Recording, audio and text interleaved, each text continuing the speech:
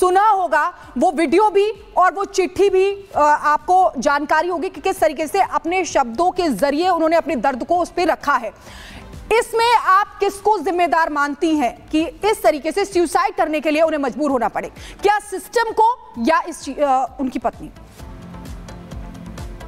देखिए, उनके suicide note में भी जिन लोगों का नाम लिखा हुआ है वो सब उनकी मौत के जिम्मेदार हैं, लेकिन सबसे ज़्यादा उनकी मौत के जिम्मेदार है हमारा सिस्टम, जो कि महिलाओं को अधिकार देते हैं ऐसे कानूनों को दुरुपयोग करने का।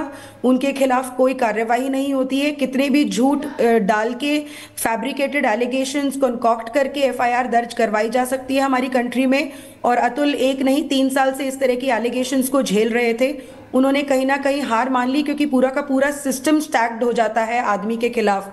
1 नहीं, 2 नहीं, 3 नहीं, 9 मुकदमे 2 साल में, 120 तारीख। किस हद तक इंसान लड़े? एक मिडिल क्लास इंसान जिसको अपने पेरेंट्स की भी रिस्पॉन्सिबिलिटी निभानी है, जिसको अपने परिवार की भी रिस्पॉन्सिबिलिटी निभानी है, जो इसलिए शादी करता है कि उनको लाइफ पार्टनर मिलेगा, बट वो लाइफ पार्टनर उनको सुसाइड की कगार तक पहुंचा देता है। ये सिर्फ अतुल सुभाष की कहानी नहीं है, ये आज के समय पे हजारों चिंताजनक है। सोचिए, एक शख्स अपनी मौत से पहले वीडियो बना रहा है, किस तरह से वो मजबूर हुआ, परेशान हुआ, और परिवार वालों को उसने क्या क्या बताया। उसके पहले सीधे हमारे साथ इस वक्त उनके भाई जुड़ चुके हैं। मैं आपसे विकास जी यही सबसे पहले जानना चाहती हूँ कि जिस तरह से उन्होंने जिक्र किया कोर्ट का, जज का, बहुत सारी बातों का उन्होंने जिक्र किया कि ये स्थिति बनी क्योंकि उन्हें सुसाइड करना पड़ा।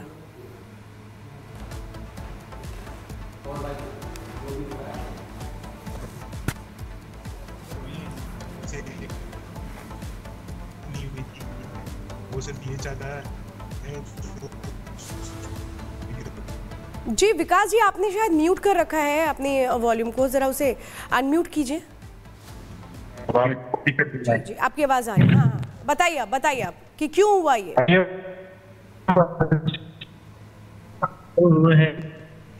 मैं सिर्फ ये कहना चाहता हूँ कि कभी हमारे से ये जिक्र नहीं हुए थे कि कभी वो ऐसा सोचने करने की कोशिश या सोच भी रहा हो, या कभी उसके माइंडसेट में ऐसा कुछ आ भी रहा हो।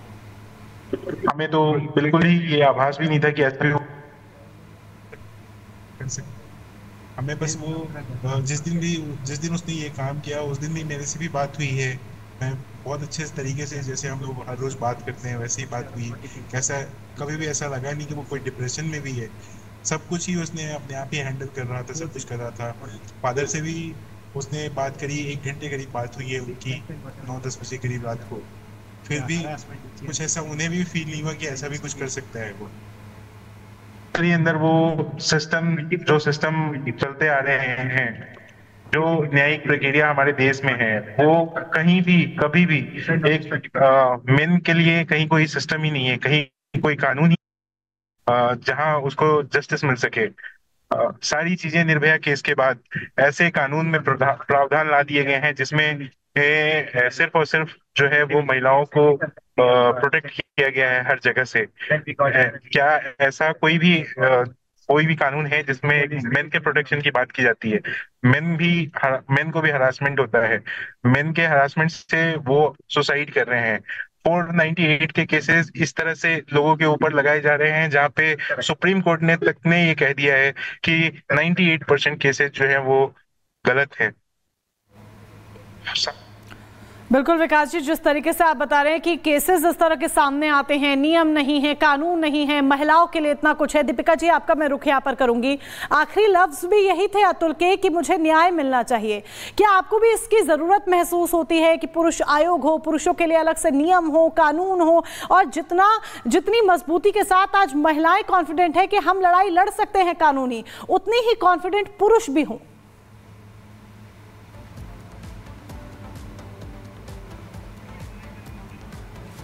दीपिका प्लीज अपने माइक को अनम्यूट करें। मैम, मैं आपके माध्यम से और जितनी भी मीडिया के जो लोग हैं जो इस घड़ी में अतुल की फैमिली के साथ खड़े हैं, मैं आप सब लोगों से रिक्वेस्ट करना चाहूँगी कि इस चीज़ को, इस सुसाइड को एक लैंडमार्क इवेंट की तरह कन्वर्ट करें। एक कमिटी बिठा दीजिए। मेंस कमीशन की बहुत ज़्यादा ज़रूरत है इस देश में। एक पूरा का पूरा आधी जनता का तबका है जिनके लिए कोई प्लेटफॉर्म नहीं है कि जब उनके साथ कुछ गलत हो रहा है तो वो अपनी आवाज़ उठाएं। कोई कानून नहीं है एक मैं गुजारिश कर रही हूं हमारी सुप्रीम कोर्ट से, हमारे होम मिनिस्टर अमित शाह जी से, नरेंद्र मोदी जी से, एक कमेटी बना दीजिए इस देश की आधी तबका जो है उसके लिए कि किस तरह से कानूनों का बेजा इस्तेमाल हो रहा है। एक एनालिसिस होना चाहिए। पुलिस वालों से आप पूछ लीजिए कि वो खुद कितना ज्यादा हेल्पलेस फील करते हैं, क्योंकि सारे के सारे कानून महिलाओं के लिए बना दिए। दीपिका, इस केस ने बहुत सारी खामियों को भी उजागर करनी पड़ती है। दीपिका, इस केस ने बहुत सारी खामियों को उजागर कर दिया, क्योंकि विकास जी हमारे साथ सीधे जुड़े हुए हैं और बहुत सारी बातों को बता रहे हैं। विकास, ये बताइए मुझे कि किस तरीके से अतुल की जो पत्नी थी वो उन्हें परेशान करने लगी थी। क्या आप लोगों ने कभी सोचा कि हमें पुलिस का सहारा ले लेना चाहिए, हमें कोई कंप्लेंट दर्ज करवा देनी चाहिए अपनी ओर से पहले? मैम, हमने केसेस ऑलरेडी चल रहे थे और इस तरह से चल रहे थे जैसे कि एक दो केसेस जो हैं वो अगर मतलब खत्म क्वेश्चन कर दिया गया कोर्ट के द्वारा, फिर कानून में ऐसे प्रावधान है कि आप कुछ दिन के बाद फिर से आप वो जो केस है उसको फिर से दाखिल कर सकते हो, फिर से वो केस जो है आपके ऊपर इम्प्लीमेंट कर दिया और फिर से आपके ऊपर वो ट्रायल चलेगा और सारी चीजें होंगी। तो जो ऑर्डर क्वेश्चन हो चुके हैं सेम, मतलब आप कानून का कैसे दुरुपयोग कर सकते हो वो आप इस केस में आप देख सकते हो कि कैसे दुरुपयोग किया गया है।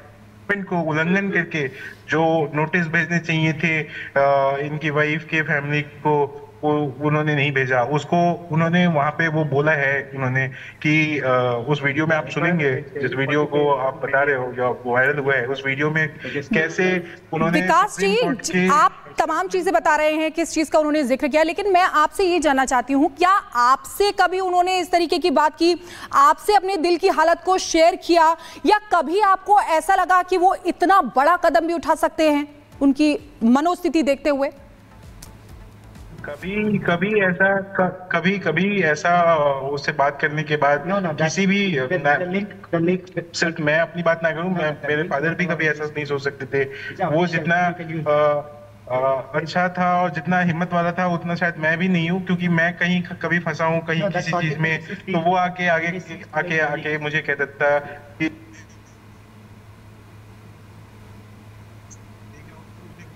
जी शायद आवाज़ विकास जी की नहीं आ पा रही है हम तक ठीक तरीके से, और दीपिका भी लगातार हमारे साथ जुड़ी हुई हैं। दीपिका, आप सुन पा रही हैं?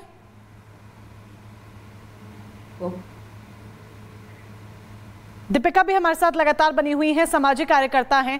दीपिका, अक्सर इस तरह के मामले सामने आते हैं कई बार, और जब जब मामले सामने आते हैं आवाज उठती है, लेकिन फिर क्यों ऐसा होता है कि वो आवाज या तो ठंडे बस्ते में चली जाती है और फिर एक और अतुल हमारे सामने आकर खड़ा हो जाता है, लेकिन बात तब भी अगर चर्चा की हो तो कहीं ना कहीं मामला दब जाता है।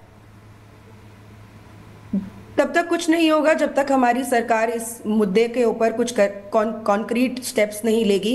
ये डिमांड जो है मेंस कमीशन की या जो पुरुषों की आत्महत्या के जो आंकड़े बढ़ते जा रहे हैं, हम लगातार पिछले कम से कम 20 साल हो गए हैं जो मेंस राइट्स एक्टिविस्ट हैं वो अपनी आवाज़ उठा रहे हैं। कोर्ट्स ने इन इश्यूज़ को कॉग्निजेंस लिया है, लेकिन जब तक कोई वो कॉन्क्रीट एक्शन लेंगे नहीं तब तक ये सुसाइड्स होते रहेंगे।